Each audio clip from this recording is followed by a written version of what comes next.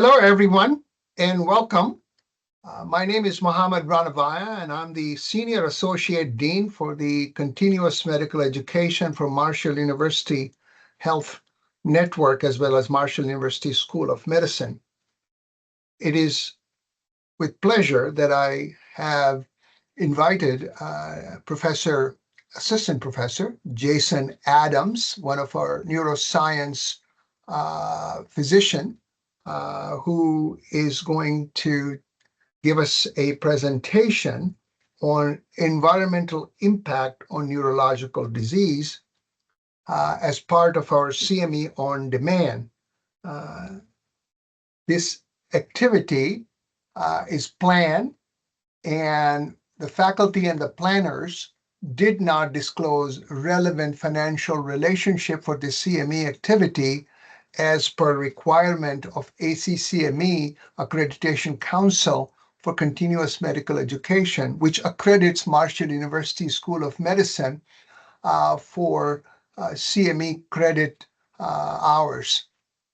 Marshall University requires instructors, planners, managers, and other individuals who are in position to control the content of this activity to disclose any real or apparent conflict of interest.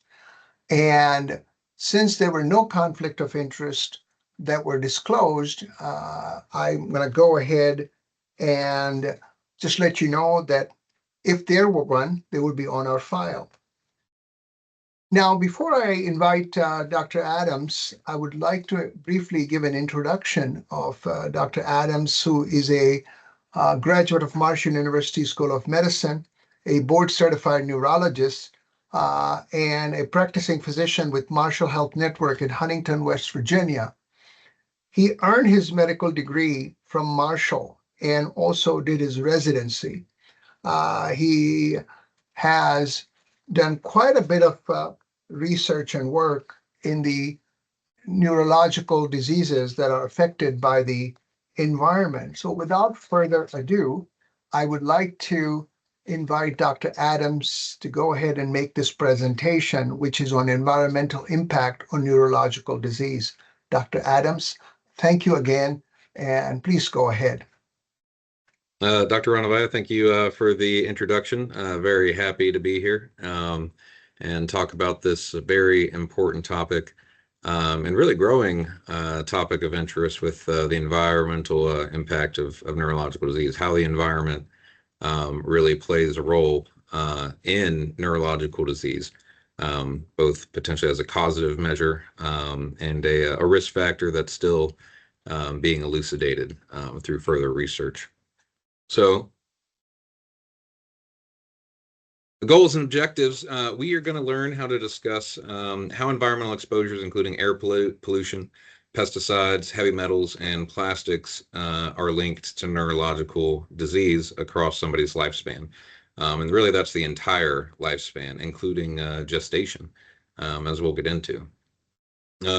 This is very important because if we can understand the risk, then it opens the window for potential prevention opportunities. Of course, before we can make any decisions or have any action, we first have to recognize the risk factor. And we're going to discuss how the global the burden globally is significant. According to the World Health Organization, in 2016, the World Health Organization published that 30% of disease burden is linked to the environment. So we're going to get into that from a neurology standpoint. So just a little background, air pollution in general, it's well known, the effects on overall health. The harmful effects of air pollution were first recognized during the Industrial Revolution in the 1900s. When we had this huge economic boom and there were factories everywhere and our production just, shot through the roof. But at the same time, we started, polluting our environment.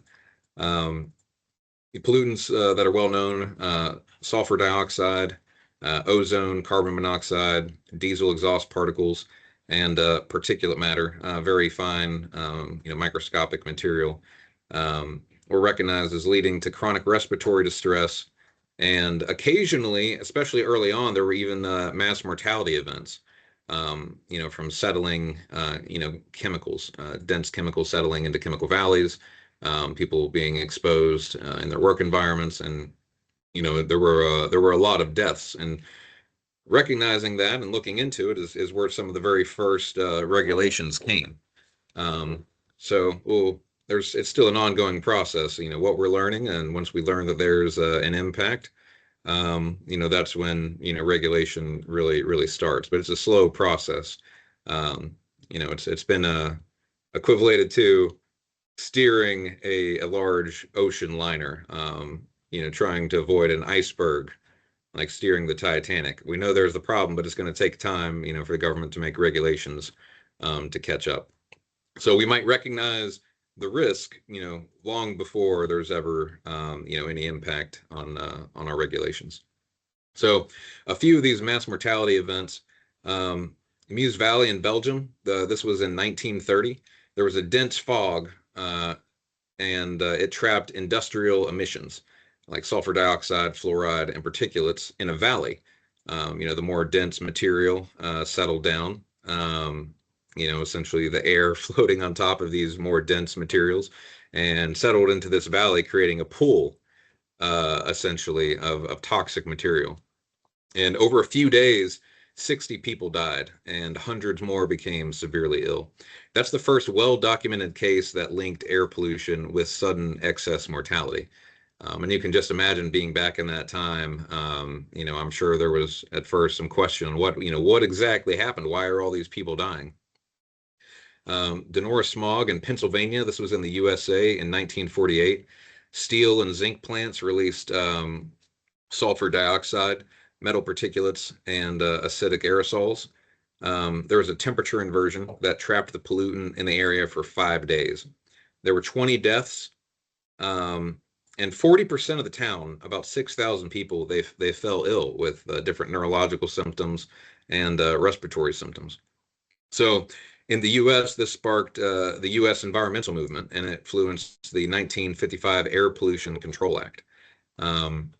So an event in 1948 didn't really cause any change, legally until 1955. London, the Great Smog in 1952. There was cold weather, there was coal burning, again, the temperature inversion, and dense smog full of sulfur dioxide and smoke led to this smog of this particular matter being, over London for 5 days. And there were 4,000 deaths, but later suggested, from long-term complications, there might have been 12,000 or more. Over 100,000 people were ill. The significance of this, led directly to the UK Clean Air Acts in 1956 and 1968. This is a great example just because of the many people that died. It's super interesting when we look at things that we don't really recognize as being harmful. Before my time, but my dad tells me all the time that when they were kids, they used to spray DDT, the pesticide, all over the place, and it was just advertised as DDD is good for me. They knew it killed bugs. In fact, when they would run these trucks down the road with DDT, children would run behind them, and their parents would let them because the risk it wasn't known. So little kids would be out there playing in the fog of DDT, which we now know is essentially a carcinogen, and can lead to neurological disease as well. So 1955, the event in America with our mass mortality event really led to the Air Pollution Act, and that provided a law for pollution research by U.S. public health. Again, if we can't do the research, if we can't look into these things, then we can't identify the risk. And if we can't identify the risk and connect that risk, then we can't move forward to the next step down the line of making regulations, which ultimately is how we could potentially prevent some of this impact. In 1960, there were air pollution amendments, and this amendment of air pollution control initiated research into the effects of motor vehicle exhaust on human health, which is a big part of what we're going to be getting into as far as particulate matter. The initial study revealed that there was direct hazardous effects, and this opened the door for more research. The Clean Air Act in 1963, this was a very important step in national air pollution control, and we got funds for research. And it was the first federal legislation to acknowledge that air pollution was not just a local problem, but the effects of air pollution were more of a national problem. If there's pollution in one state, air is going to take that over. Air currents are going to carry that across the country. So it's it's a very, very widespread. 1965, Motor Vehicle Air Pollution Control Act. The legislation acknowledged that autos were a significant source of air pollution. And again, this is years after the research had identified that. So we had to look at the economics and see how feasible it was, and try to meet in the middle on how we can control pollution, while still keeping the economy afloat. That's always the big decisions that the government has to make. In 1967, we had the Clean Air Act amendments, and that legislation converted the air quality criteria requested in 1963 into requirements and listed specific regions known for pollution problems and special quality control regions. And states retained the primary responsibility for enforcing regulations. In 1970, the National Environmental Policy. This law stated plainly that it was the duty of the U.S. government to encourage productive and enjoyable harmony between man and his environment, encourage the president to create two environmental agencies, the Council of Environmental Quality, which was in the White House, to advise the president on making laws, and the Environmental Protection Agency, the EPA, to assume responsibility with regulation and protection. 1970 Clean Air Act amendments. The 1970 Clean Air Act launched national campaign to reduce air pollution. This 1970 legislation is still the basis of our air pollution prevention program. So, you can see this is an ongoing process, and there's still changes, with this today. The EPA is always making updates, and it's a forward and backwards process. Not getting too much into the politics, but it's always the balance between the country, the economy, and the citizens. So more recently, there's been several new studies that have linked the impact of pollution and environmental exposures to diseases of the nervous system, neurological disease. More recently, several new studies have linked air pollution to neurological disease and shown the impact on that. So we're going to talk about a few specifically today, diseases of the nervous system. We're going to talk about autism spectrum disorder, ADHD, Parkinson disease, and Alzheimer's, with some interesting studies. I'll also mention a little bit about stroke. So the risks that we know, this exposure to pollutants and how it leads to neurological disease really starts in the womb. Every cell divides. We start with a single cell. So if there's any kind of impact and effect on that cell early on in life, you can just imagine, how that can multiply and really lead to problems down the road. But it's lifelong exposure, and that lifelong exposure really does start in the womb when we're first developing. So prenatal exposure of particulate matter 2.5, and what that means, this PM 2.5, this particulate matter that's 2.5 micrometers diameter. So it's often called fine particulate matter. And what is 2.5 micrometers? That's about 1/30th the diameter of a human hair. So, we're talking microscopic. Epigenetic alterations and maternal immune activation have been implicated. Key studies have shown that there's higher autism spectrum disorder prevalence near major highways, where there's an abundance of this fine particulate matter from exhaust. So there's been a lot of studies with pollution as a risk factor for autism spectrum disorder. We've had epidemiological case control studies, epidemiological cohort studies. We've had meta-analysis, and we've also had animal models.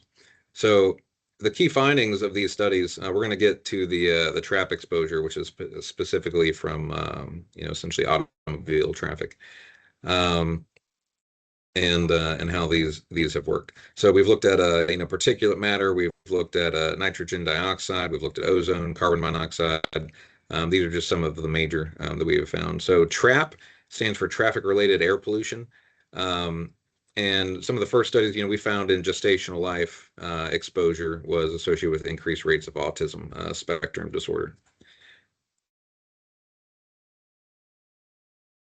Getting into the TRAP study.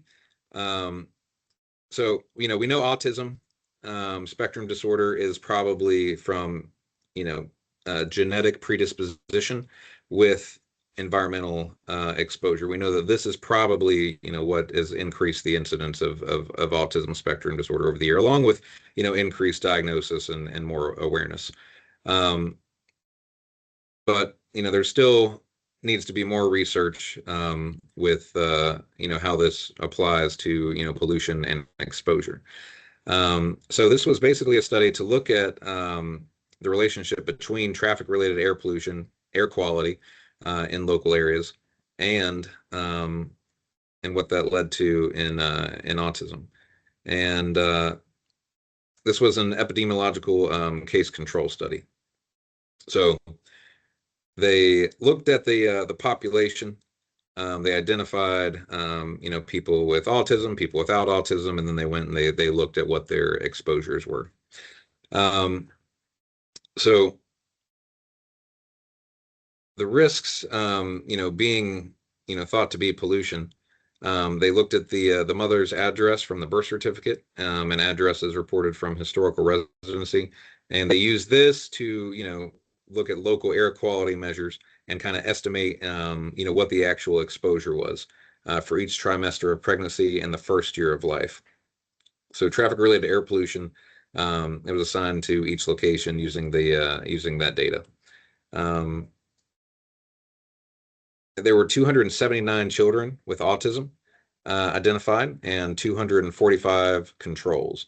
And the main outcome measure was, basically looking at the exposure and then trying to adjust odds ratios on what the odds were of, developing autism based on your exposure to pollution. So they found that the children with autism were more likely to live in places that had a higher exposure to traffic-related air pollution during gestation, with an increased risk, essentially found with more exposure. So, and they found exposure to traffic-related air pollution, with nitrogen dioxide and particulate matter being 2.5 micrometers, increased the had a higher incidence of autism. Looking at a mixed exposure of pollutants produced by motor vehicles and traffic activity, rather than one specific pollutant. So researchers often, they estimate trap exposure based on residential proximity to major roads, traffic density, dispersion models, and measured pollutants. We know that nitrogen dioxide and particulate matter, these ultrafine particles like black carbon, elemental carbon, carbon dioxide, and various organic compounds, from tailpipe emissions, are probably part of this. So we can't really link it to one, one specific, molecule individually.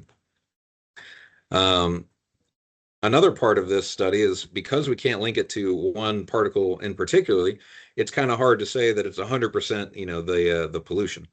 They can look at incomes, or they can adjust for things like that. However, when we're looking at this, we really don't know because they're looking in these same regions. So one could always argue that there's something else in the region besides the pollution, that could be leading to increased incidence of autism. With ADHD, so air pollutants like lead organophosphates have been linked to ADHD symptoms. The proposed mechanism is that there's dopamine signaling disruption and cortical developmental effects in this. So children in polluted areas have been shown to have higher ADHD prevalence. So we are going to talk specifically about this first study here, and that was exposure to air pollution in early childhood and association with attention deficit hyperactivity disorder, ADHD. So, what they did in the study, it was a nationwide Danish cohort of, 809,000 children that were born between 1992 and 2007. And the researchers followed the children for developmental and clinically diagnosed ADHD through 2013. So this was a very important study. They actually followed these people, through time, and then, saw what the risk was with exposure. The population of children and adolescents with ADHD worldwide in 2020 was 5%.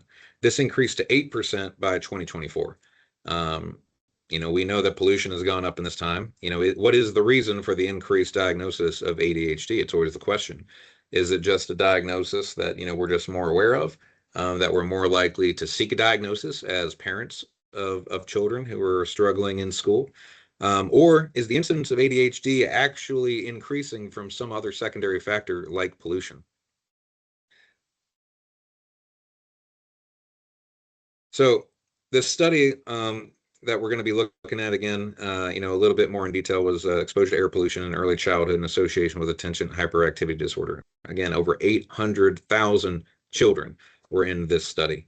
They looked at individuals born in Denmark between 1992 and 2007, and they followed them for development of ADHD from 1997 to 2013. Data of daily concentrations of nitrogen dioxide and fine particulate matter from air modeling data, looking at these areas was within the first 5 years of life was linked with a population-based data from the Dana National Registers, including data on clinical diagnosis of ADHD.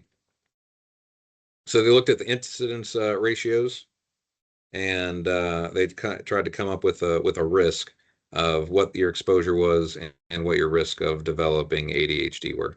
So they found exposure with nitrogen dioxide and particulate matter during early life was associated with a significantly increased risk of ADHD. The incident rate ratio of 1.38. So they asked families to remember their pollution exposure, and researchers modeled daily outdoor air pollution at each child's residential location during the first 5 years of life at approximately 1 kilometer by 1 kilometer spatial resolution. So they specifically examined nitrogen dioxide and particulate matter at 2.5, which is, fine matter less than 2.5 micrometers. And they linked that exposure to estimates to Denmark's national registers to identify a clinical ADHD diagnosis. The analysis, it adjusted for age, calendar year, sex, parental education, and parental income. So they tried to take as many confounding variables out of the picture as they could. And they found that for every 10 micrograms per cubic meter increased in nitrogen oxide, the incidence rate ratio of ADHD was increased. So an IIR equal to 1.38 with a 95% confidence interval of 1.35 to 1.42. They found that with a 10 microgram increase per cubic meter in early childhood was associated with an approximately a 38% higher risk of ADHD diagnosis. That's what that translates to. And for every 5 microgram increase, so increasing the concentration more in a cubic meter, there was a 1.5 IIR increase, and that's a 51% higher rate increase in ADHD diagnosis. So there's a huge link here.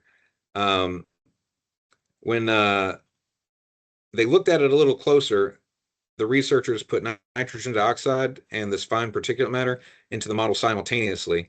And then they found something pretty interesting, that nitrogen dioxide was strongly associated.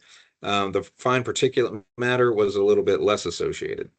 So that's pretty important because, you wouldn't want to simply say that particulate matter increased ADHD.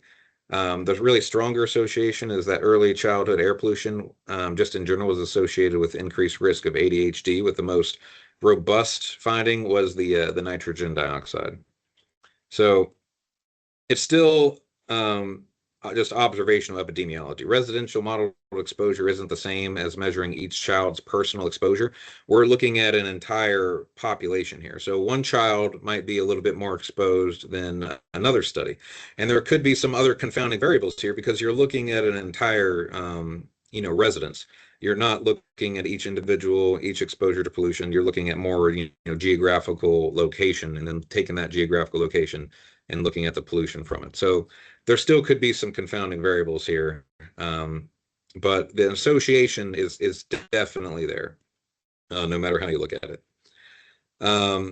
Parkinson disease has a few environmental exposures that we found, through studies. Pesticides and heavy metals have certainly been implicated, and the mechanism for this is mitochondrial dysfunction, alpha-synuclein aggregation. Parkinson's disease is a synucleinopathy. So farmers and rural residents, people with higher pesticide exposure, have been found to have a higher risk of Parkinson's disease. So, we've found this in multiple studies. We found significant positive association between Parkinson's disease with ozone and particulate matter in farmers. We found that residents with higher particulate matter concentrations exhibited worse motor functions and cognitive performance.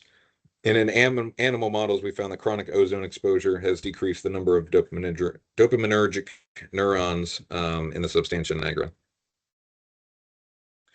Oh, a very, very interesting study that I found in my review putting this together was golf course exposure. It's pretty interesting because when you really start talking about this with family members, a lot of us have family members that lived close to golf courses that then later went on to develop Parkinson's disease.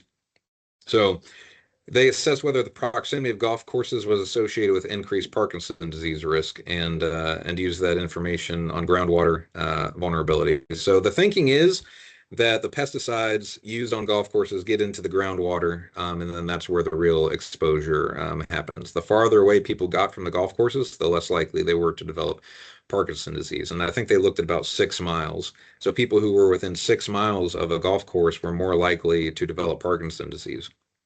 So this was a case control study and it included patients with Parkinson's disease and matched controls, which would be people without Parkinson's disease. And they looked at data from 1991 to 2015.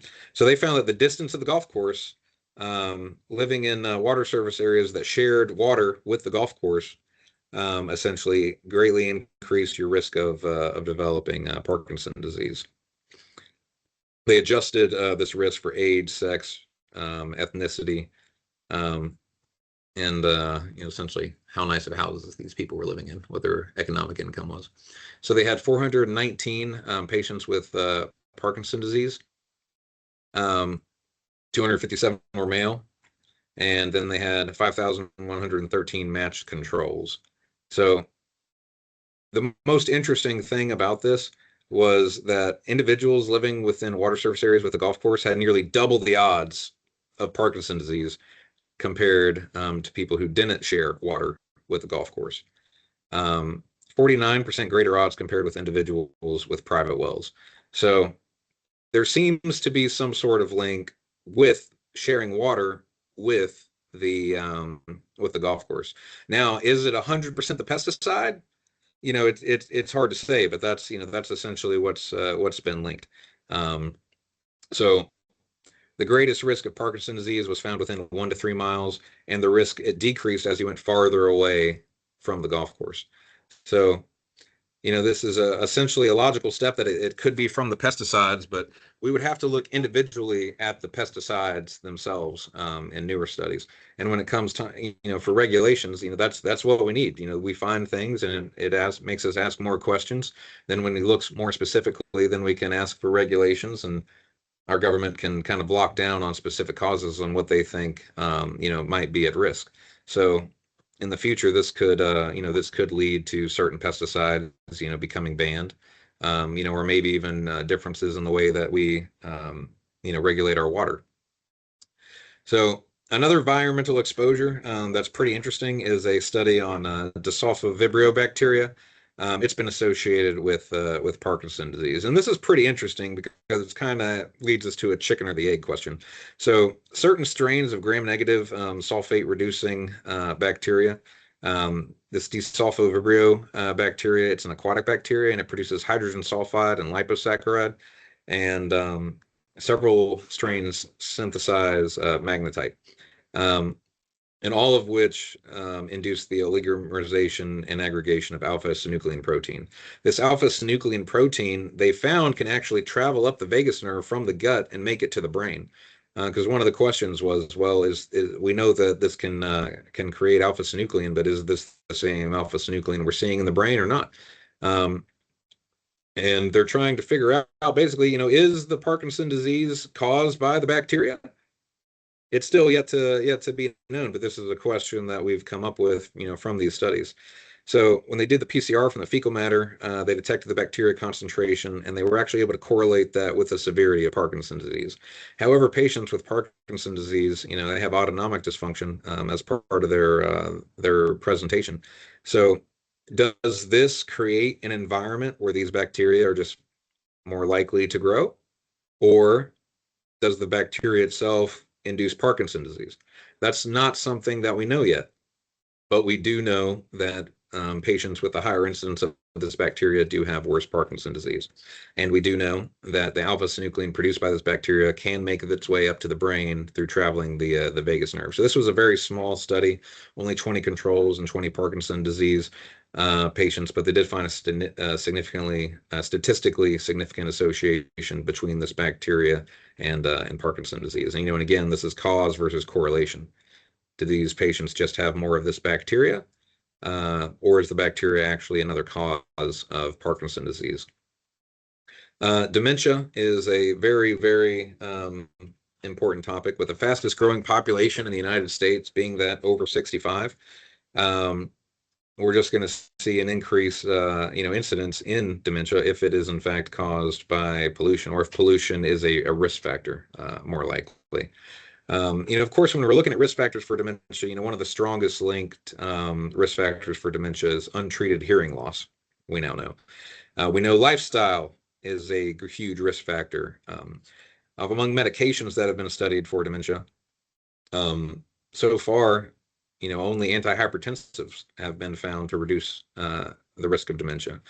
But I'm sure if we studied other medications, such as antihypertensives, cholesterol, people who are on a secondary stroke, risk factor modification medications, insulin. I'm sure if we did a study on insulin, we would find that there was a lower incidence of dementia, because it's all about controlling the risk factors. But one risk factor might be pollution. A meta-analysis found that there was a 10 to 20% increased risk of dementia with high particulate matter exposure. And ApoE4 carriers might be more susceptible to this. There's newer studies coming out now on microplastic exposure and the risk of dementia as well.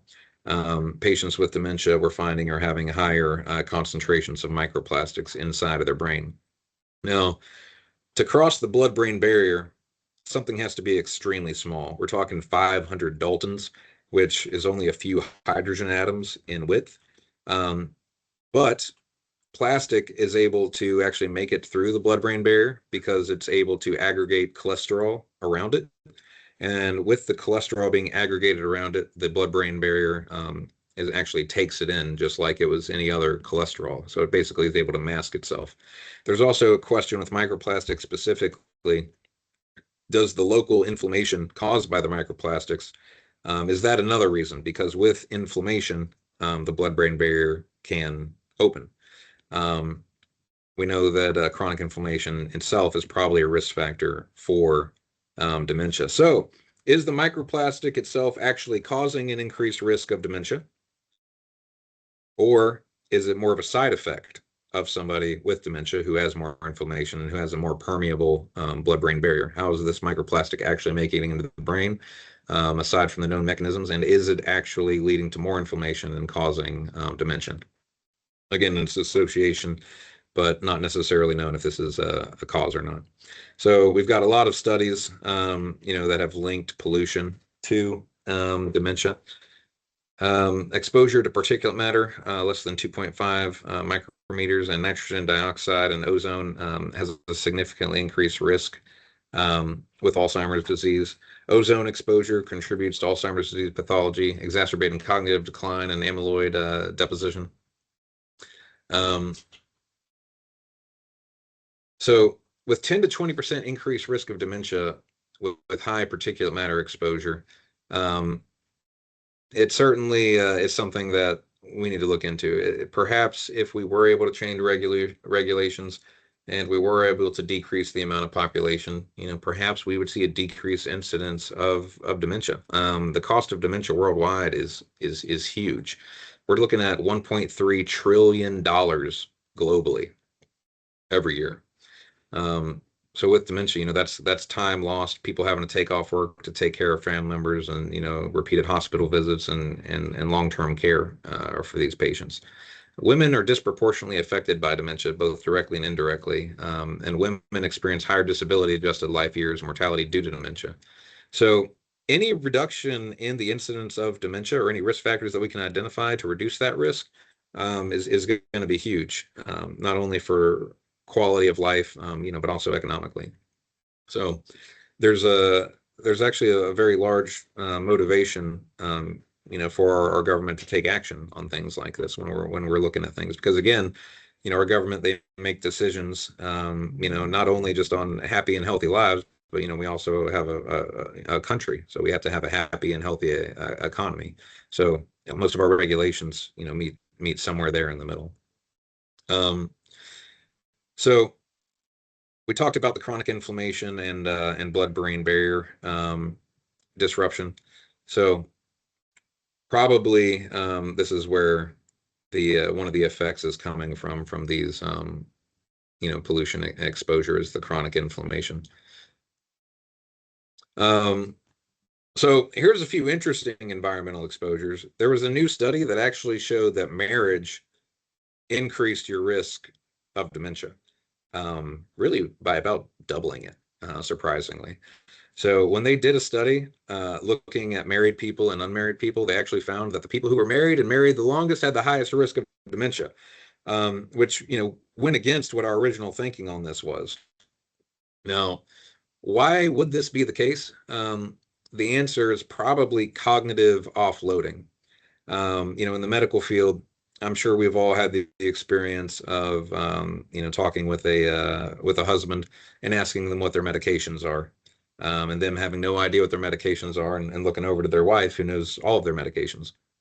So cognitive offloading is probably something that's leading to this increased risk of dementia, from which I will call the environmental exposure of marriage.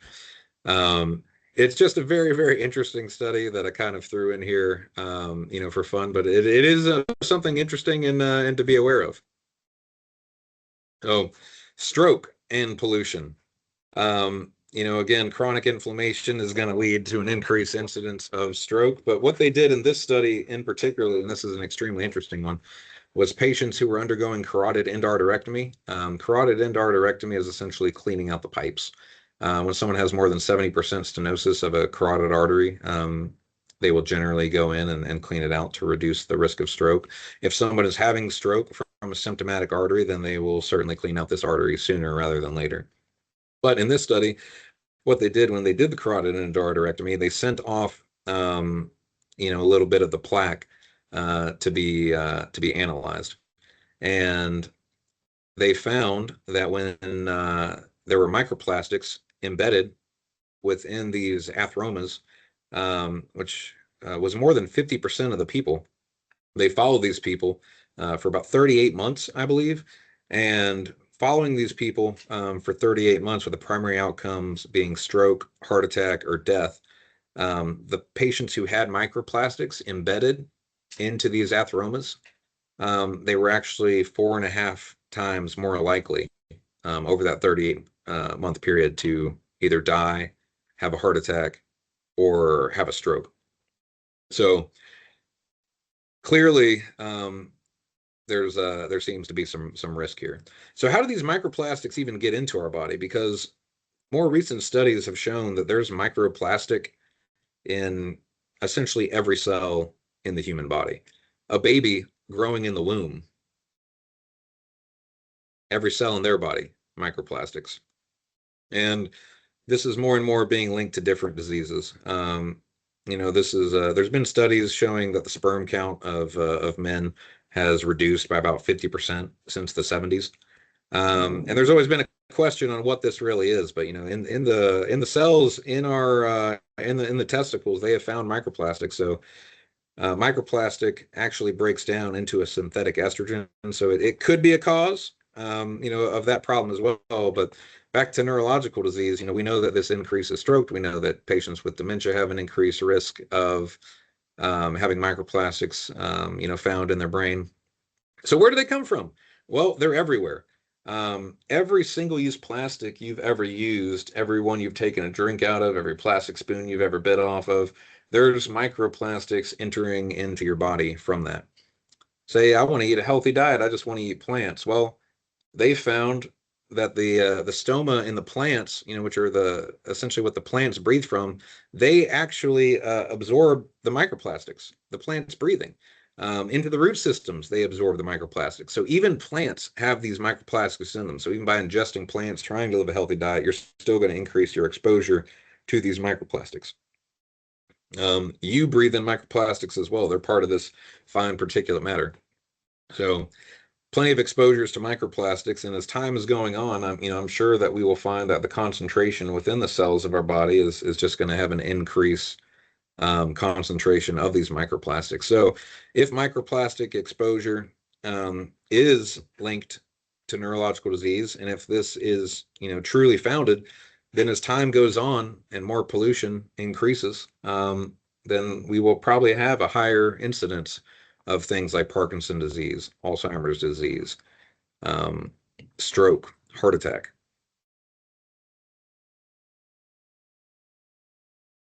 So this is just more of the study that I've already been talking about. I think I've already talked everything about this one. But again, the most interesting thing, that adults that had the microplastics in the atheromas, they were 4.5 times more likely over 38 months to die, have a stroke, or have a heart attack. So certainly a huge risk factor. Is it a modifiable risk factor? Not really, because again, we cannot get away from microplastics. They're everywhere. The only way that we could reduce our exposure to this, essentially would come through government regulation. We've known the harms of plastic and pollution, for quite some time. And our current regulations, essentially have been placed onto the consumer. Recycle, don't throw it away, don't put it to a landfill, recycle your plastic. Now, one could argue that a giant company could quit using plastic. But again, when corporations, when governments, when they're making these decisions, they have to balance, what makes sense economically, for them. So you can imagine the increased cost of getting rid of plastic in general. It's become a huge way of our life. There's not any one of us that don't have, plastic within 5 feet of us at any time, probably. So getting into other environmental exposures, I thought this was just a pretty interesting study to throw in here. I'm not going to get too much into this one, but certainly something interesting to think about. It kind of goes on the same basis of the marriage study, that there could be some cognitive offloading that increases our risk for cognitive decline. And this was a study from MIT. This was just published in the last year. And they did a very, very, very small study looking at AI. And they had people essentially write papers using AI. They had people write papers using search engines, like going on Google. And they had people just writing papers from just using their brain without looking the thing up. So they looked at connections using EEG, essentially between the occipital lobes and the temporal lobes, as far as thinking of recall. If you're trying to look at a memory, you're going to visualize it in your head. So that's essentially the link that they're looking at. And they found that the patients who are the participants in this study who were using AI, to write the papers for them. Obviously their recall was not as strong because they're having AI write the paper. So they're not going sentence by sentence, fact by fact and kind of assimilating that into their knowledge. It's just spitting it out there for them. So pretty obvious that their recall is not going to be as high when they're using AI. Now the papers are great. AI was able to create great papers, but the cognitive benefit of actually writing the paper, they did not see that benefit in these people by strengthening those connections. So, we're kind of getting to the end here. So a lot of information, but hopefully, after watching this, I was able to convince you that pollution is potentially a modifiable risk factor for neurological disease. We've got pretty strong evidence linking it to dementia, linking it to stroke, linking it to Parkinson's disease. There's mixed evidence and mixed views for autism and ADHD, though there's definitely some sort of correlation there. And all of this hopefully is going to open up the door for future study, and down the line at some point after these links, if they can ever be fully established, changes in regulation, further updates to air pollution. Because if this is a risk factor that we can modify, the dream would be that we could lower the incidence of these diseases that impact so many people, not just in America, but, across the entire world. So any prevention strategy could have a huge global impact with lowering the incidence of these diseases. Oh, Dr. Ranavai, do you have any questions for me? Yes, thank you. I truly appreciate Dr. Adams for your very enlightening presentation on the topic.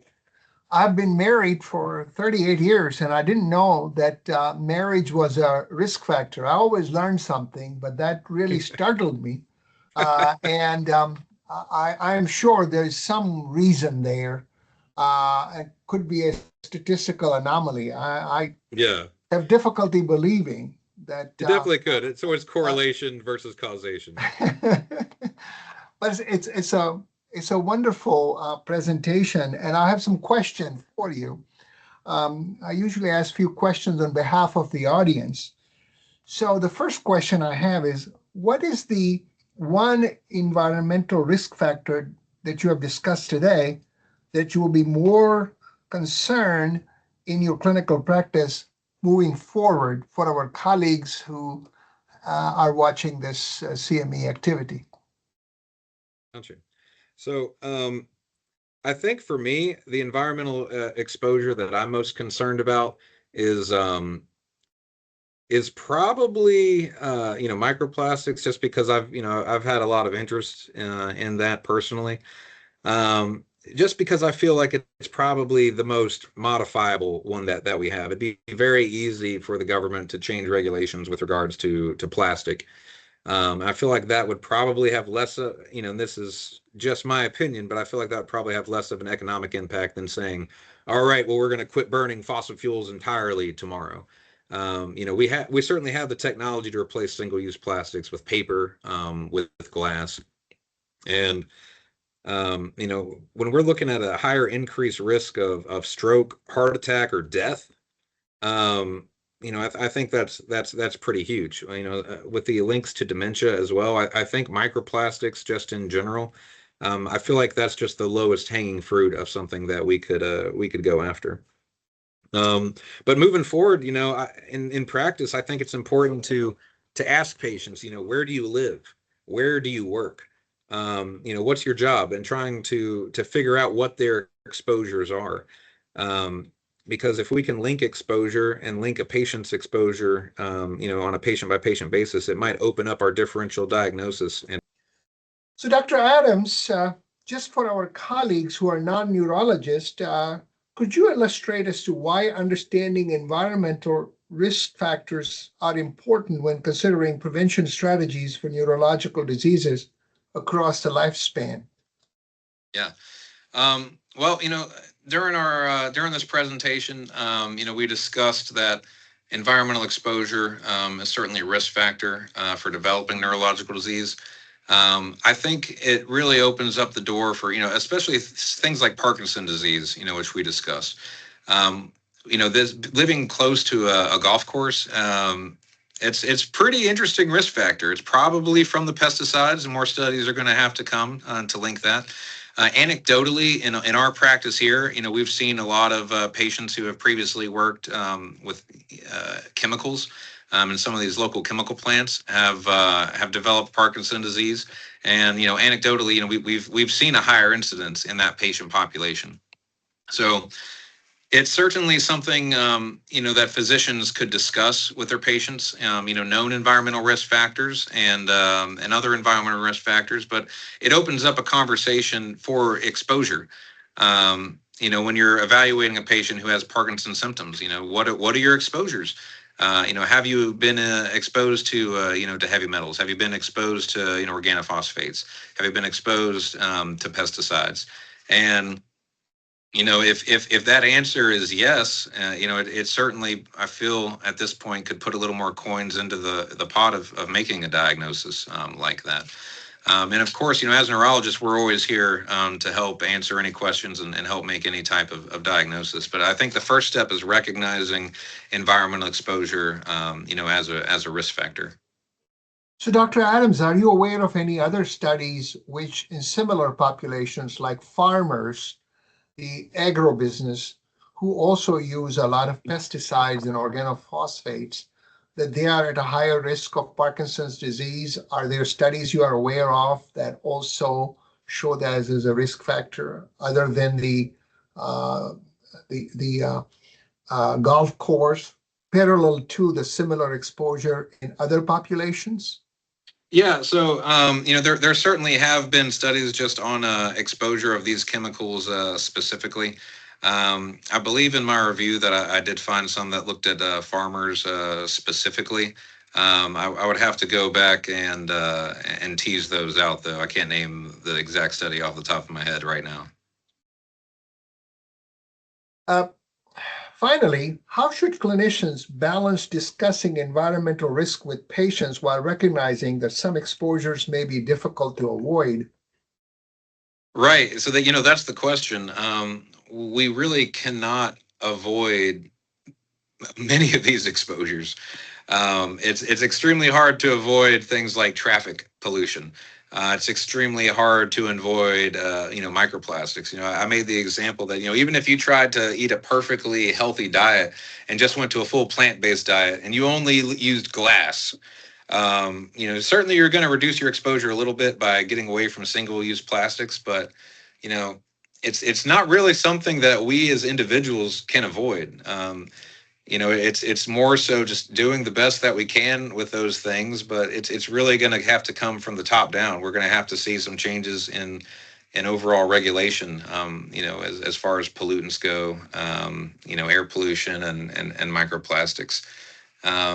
So it might just at this point be something that causes a little more fear and anxiety that everything out in the world is out there to kill us and cause some sort of disease, but unfortunately, all you can do is advise your patients to live the healthiest life that they can, not to give up hope. Just because these things are out there doesn't mean that you should, go out and start smoking and drinking and living like there's no tomorrow, because there is certainly tomorrow. We have other risk factors that we can adjust. So those are the ones that we should focus on. We should always focus on adjustable risk factors.